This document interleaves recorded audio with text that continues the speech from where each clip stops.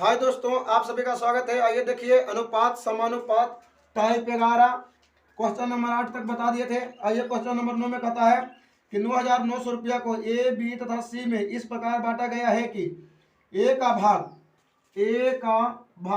Question number 9 में ए का भाग बी तथा सी के कुल भाग का कितना है 3/9 है 3/7 है यानी 3:7।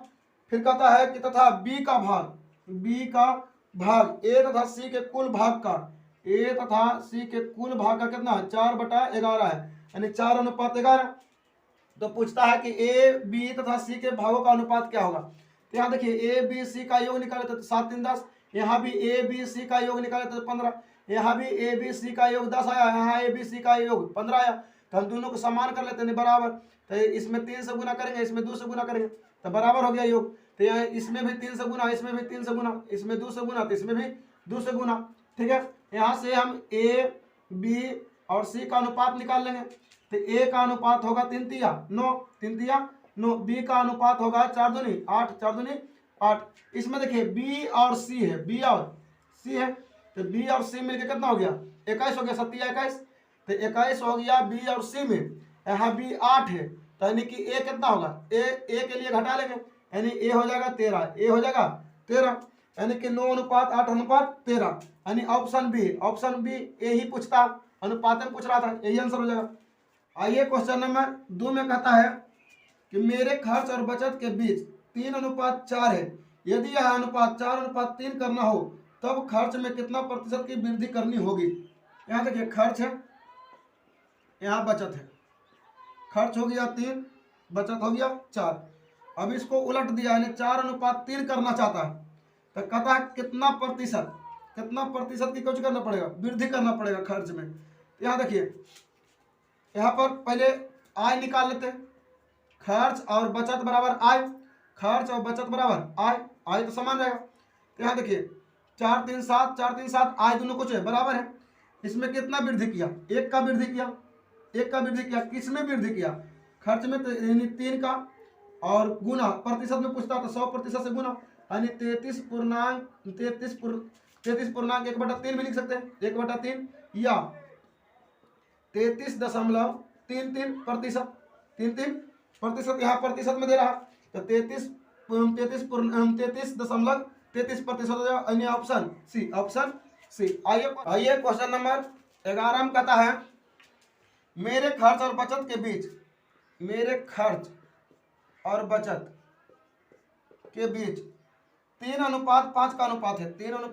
का अनुपात है। यदि यह अनुपात 2:3 करना चाहे, 2:3 करना हो तो बताएं कि बचत में कितने प्रतिशत की कमी करनी होगी। बचत में कितना परसेंट की कमी करना होगा। यहाँ देखिए ये खर्च है, बचत है, दोनों को जोड़ देंगे तो आय हो जाएगा 8, यहाँ 3 2 5, आय यहाँ 8 है, यहाँ 5 है। तो दोनों को बराबर करने के लिए इसमें 8 से गुना, इसमें 5 से गुना, इसमें भी 5 से गुना, इसमें भी 5 से गुना, इसमें 8 से गुना, इसमें भी 8 से गुना। ठीक है, कहता कितना प्रतिशत की कमी करें बचत में। तो 25 था, कितना हो गया 8 हो गया, 8 तिया 24 हो गया। 25 था, 8 तिया 24 हो गया यानी कमी कितना का 1 का। कितना में 25 में, तो 25 पर किया, प्रतिशत के लिए 100 से गुना, तो 25 चौका 100 यानी 4% की कमी करें।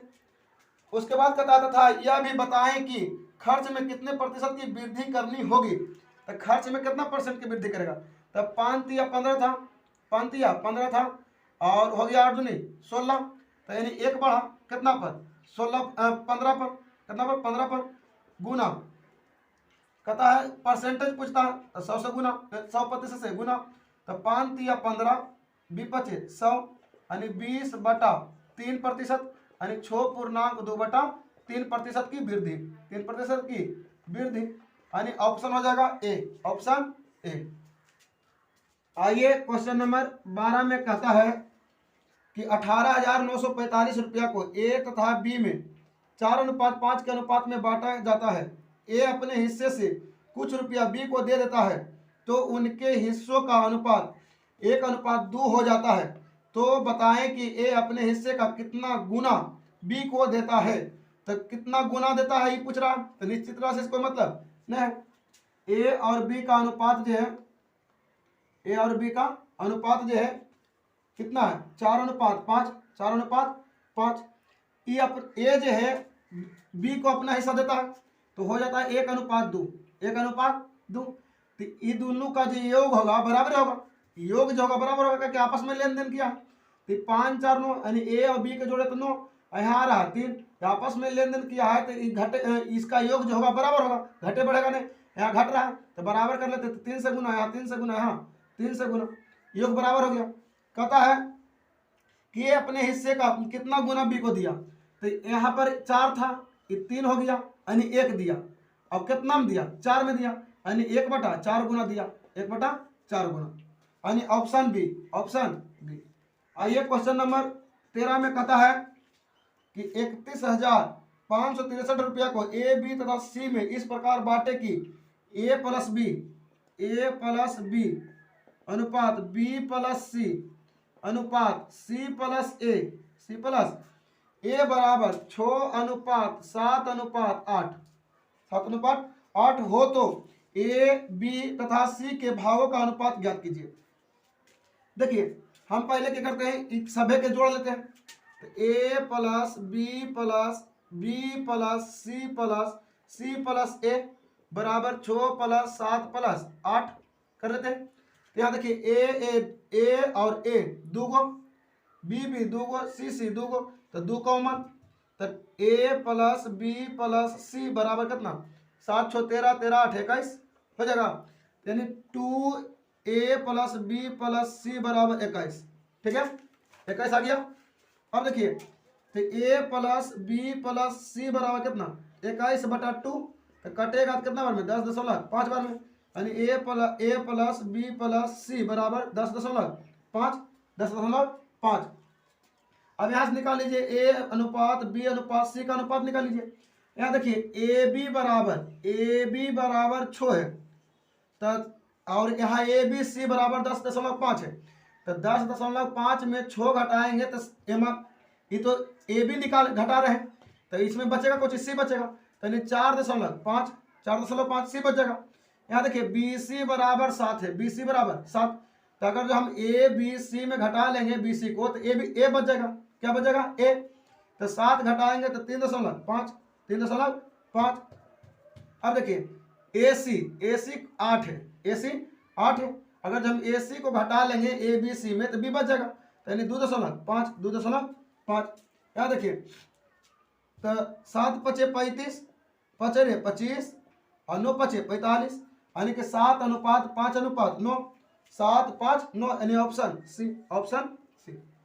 आइए क्वेश्चन नंबर 14 में देखिए, कहता है कि यदि ए प्लस बी अनुपात बी प्लस सी अनुपात सी प्लस ए बराबर 6:7:8 हो और ए प्लस बी प्लस सी बराबर 14 हो तो सी का मान कितना होगा।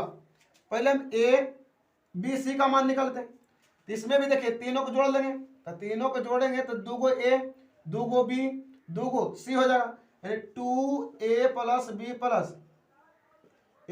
बी प्लस सी हो जाएगा, बराबर ये तीनों को जोड़ लेंगे तो 21 हो जाएगा। कितना हो जाएगा 21, यानी कि a प्लस बी प्लस सी बराबर कितना हो जाएगा 21/2, यानी कि 10.5, 10.5 बार में कटेगा, यानी a प्लस बी प्लस सी बराबर 10.5।